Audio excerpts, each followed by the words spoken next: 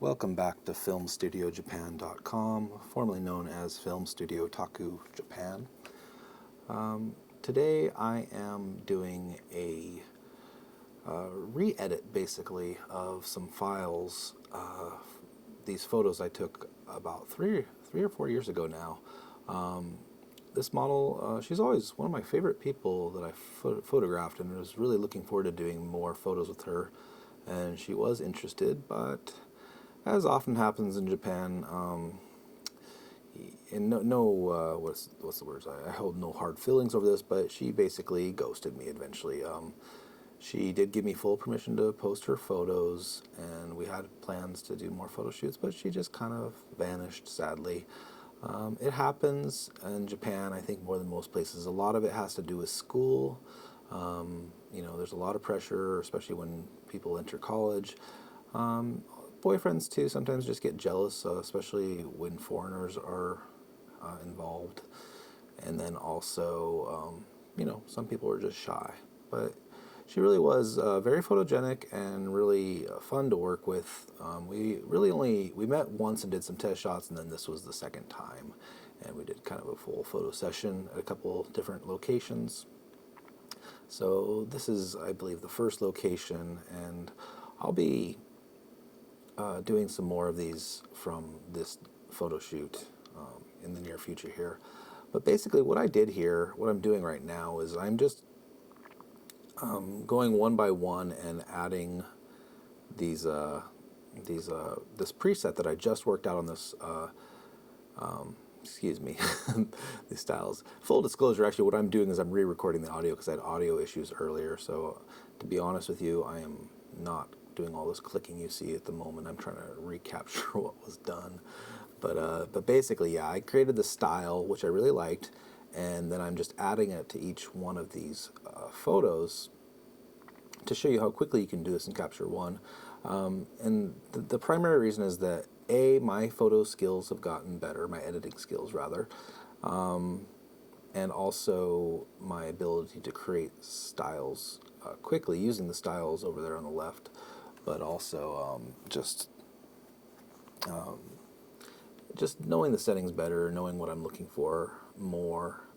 So it's not hugely different than what I pulled out from the original files 3 years ago, but the amount of time involved is much, much shorter because before I just used the actual full-on settings, where here I've learned kind of the styles that I can mix and match and get what I want.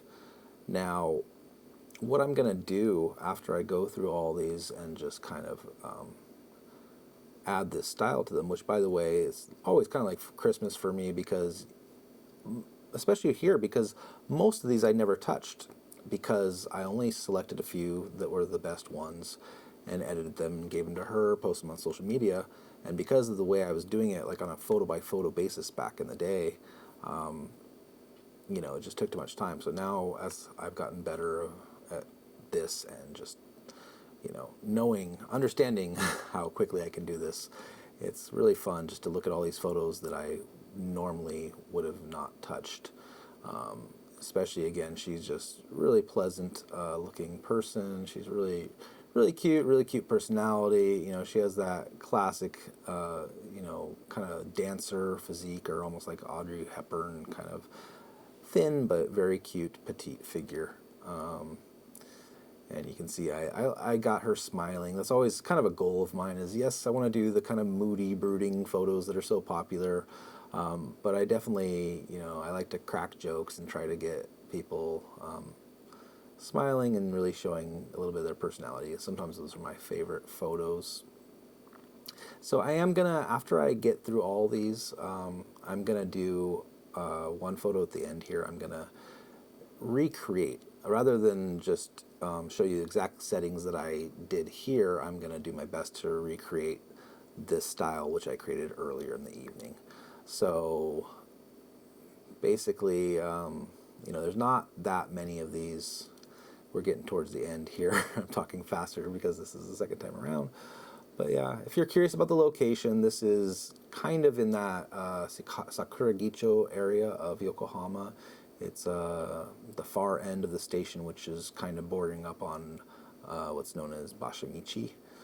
and it's just this really cool stairs that lead up to this overpass that goes over the river, over the main road there, and the building behind her with the blue and orange lights is actually a government building, but it also has shops and the post office and other things in there, and also part of the station for the other line, which the name slips my mind right now, but there's a separate train line there that does go to Bashimichi, and Minatomirai runs under that. You can actually go under that building and go into the station. It's a cool area, generally speaking, because the spaces in this part of Yokohama are much more wide open than most of Tokyo. So I wouldn't say it's Western looking, but I would say the spaces are more Western-like in the sense that you have a lot more open space, as opposed to where all the buildings are just butt up against each other in most of Tokyo. So in that sense, you can get these really epic photos with a lot more distance and atmosphere. And this was just literally we were walking up to where I wanted to take her, and I was kind of like, oh wait, these stairs are great. I'd forgotten, and it was unfortunately kind of the peak time when there's a lot of people walking through. And I will, in the last photo here, also remove I think one person from it, just to show that it can be done. It's not my forte specifically, and there is more modern now AI software that can do it a lot easier, but it's not that hard. But yeah, and that's another thing about working with young models in Japan. She I believe during this photo session was 20. I think actually she was 20 because I think she just had finished her Seijin Shikin, which is the coming of age where they wear the kimonos. I'm usually acutely aware of that because I usually ask, because if they haven't done it yet, then ideally I want to set it up to where maybe we can do a kimono session. Unfortunately, she already done it. But yeah, you see here again, she's such a cute figure. Actually, it's funny. Again, I'm not actually live doing this at the same time right now, but you see I zoomed in on this one because, yeah, this one, obviously, it shows her figure very nicely. There's a lot of noise and grain in this photo. That's because I'm at ISO 1000 and also extremely low light, which I'm also going to demonstrate here, I believe, in a second. What the actual exposure, you can see right there, actually on all of these though. The exposure was, yeah, really there's not any light here. I think I may have been, no, I think I was using it later, but I did have a flash with me. I don't think I was trying to use it at this point, and even if I was, this is like my very, very early days of trying flash photography. But either way, I'm working with a GFX 100S here, and before this I was using a Nikon Z6, and they're very similar in respects that they both have very good low light and high dynamic range. You're able to pull out from the shadows. I mean, I've had images where literally it's black, like you cannot see anything, and I've been able to actually pull usable images out from the GFX 100S. Even more so than the Z6. Z6 is very, very good though, but the GFX 100S in the shadows especially. I would say the Z6 actually does better in highlight recovery, where the GFX does better with shadow recovery. Not that the Z6 doesn't do great shadow recovery, because it really does. I think this image right here was a little bit different white balance. I'm not sure, but that one is, yeah, I think I'm going to fix that one right now. And no, I don't like doing this after I actually did it. It's just that I could go through and do it all again in live, but it's just not going to feel right. This is actually better because, yeah, it was, it's hard to explain, but it was recent enough that I kind of remember, and the flow will be better this way. So anyways, here again, just trying to get her to crack up, and, a lot of times, I mean, the crack ups are great shots, but a lot of times it's like right after that you get some, so you see kind of little mood shift here. She's adjusting, but a lot of times it's like right after those mood shifts or between the mood shifts, you get some really cool shots. And I think a couple are coming up really quickly. These ones are actually, throwaway shots. This one's cute right here. But yeah.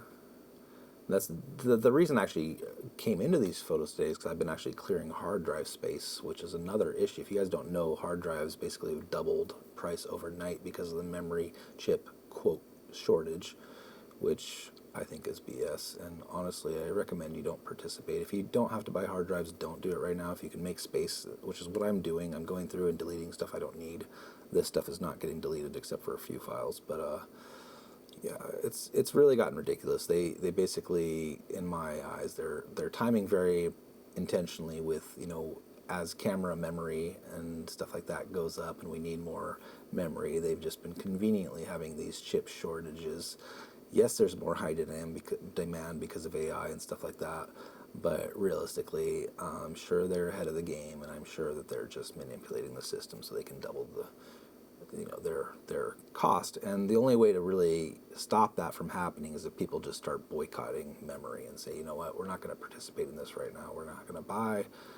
If you guys want to sell, you got to come back down to earth, because it's gotten ridiculous. When you're paying, it's now, what is it, like, for 1 terabyte is getting close to $100, at least, well, 10,000 yen, but that same 1 terabyte I could have bought in 3 months ago for half that price, and it's just silly. Yes, prices used to be that much back in the day, but that's the thing. The memory costs came down significantly, as it should have, because technology's got better, and also because there's more supply and demand. So now, how do you raise the prices? You have to fake a demand, or excuse me, a supply issue. Here I'm just showing you the various different, to say styles would be wrong. Those are basically the camera presets, the film simulations. Just showing you some of the other different color combinations I could have come up with. And this is actually the one, this is also the one where I'm trying to recreate that style that I was just doing. But I'm just kind of showing you really quickly the different things I could go for here. And some of them are really pleasing, but rather than try and create something unique, I really wanted to see how quickly I could just pull off basically the exact same look, maybe with slight improvement since it's the second time around, which I did pull off. And both of these now have been saved to custom styles.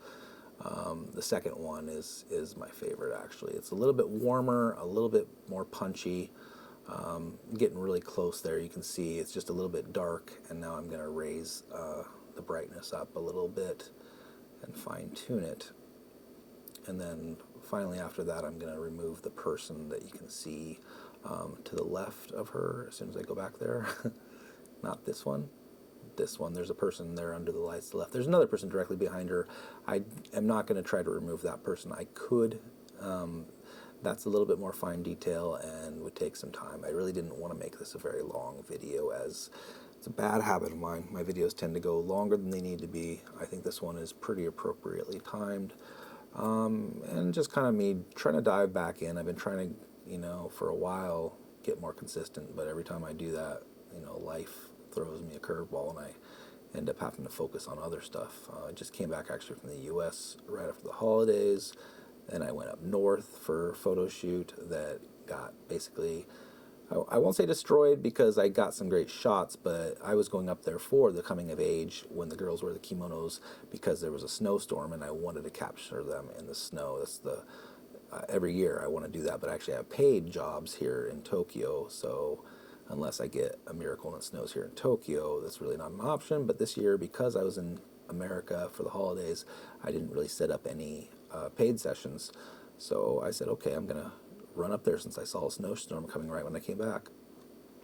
However, that same snowstorm brought a lot of heavy wind, which ended up being a huge tree falling on the train tracks. Even though I was on like the Super Express, I ended up on that 2-hour train for 7 hours. It was pretty silly. I did meet some fun people, a couple girls actually. We did some fun photos, which I'll probably be sharing in the near future. But I didn't end up getting to the place I was going to till like 11 at night. And the original place I was going to stay in was a hostel, which, though I heard people in there partying, they weren't. It was locked and they weren't answering the door. So I ended up having to, luckily found some young people that were celebrating their Seijin Shiki, and they helped me. One of their aunts owned a hotel, and it was very reasonable. I think I paid like $40 for the night.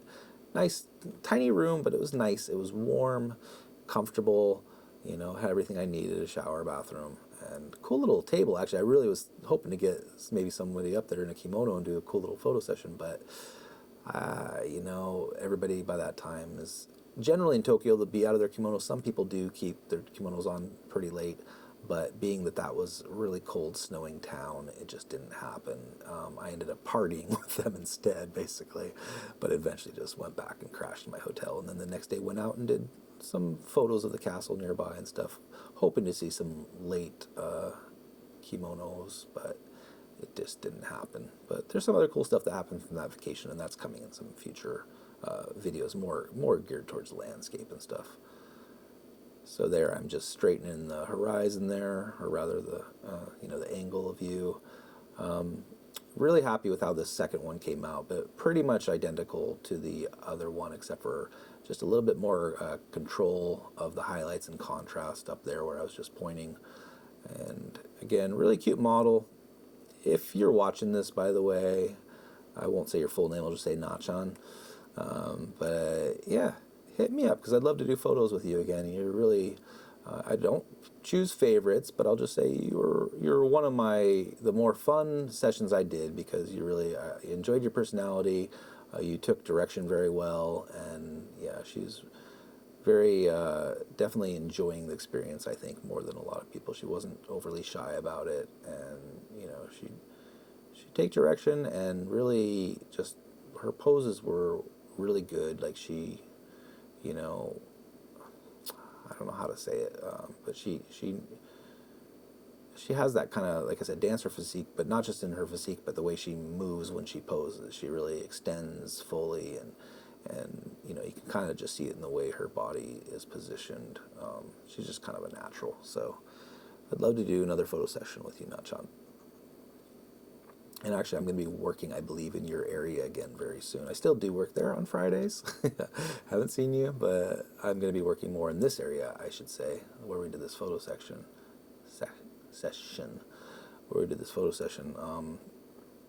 This section of Tokyo. That's what I'm trying to say. Yokohama, actually, but yeah. Anyways, if you can't tell, I'm getting tired here, but there I am trying to remove this person. A few goes. It took me a few tries, just because, to get her out of there is not a problem, but to make it look like it's really part of the scene, I think I'm going to do one more here, because you just kind of have to basically adjust it so that the feathering, the hardness, the fall off, and the opacity, everything just kind of has to be just right, so that when you do it, it doesn't have to be perfect, but so that you don't really see that line of the mask, basically. And it's a little bit trial and error, but the more you do it, the more you can do it quickly. Haven't really had to do it for several months, so a little bit out of practice. But I think on this go, you see here, I'm just attacking it now in, I think, 3 or 4 sections. And that little extra light there, nobody's really going to know that light isn't there unless they really, really pay attention and live in that area. But it looks fine, I think. And then here, you see I'm just trying to find the area that really matches the lines, and then also, again, no, that's not perfect, but actually, it wasn't quite perfect enough for me. I went back at it again, but just trying to line up those little lights so they kind of look like, oh, maybe those lights would be there. And then this one, I think I just dragged that light on top of the other one. And then I think I'm going to do one more, or a couple little more to just feather it out a little bit around the edges.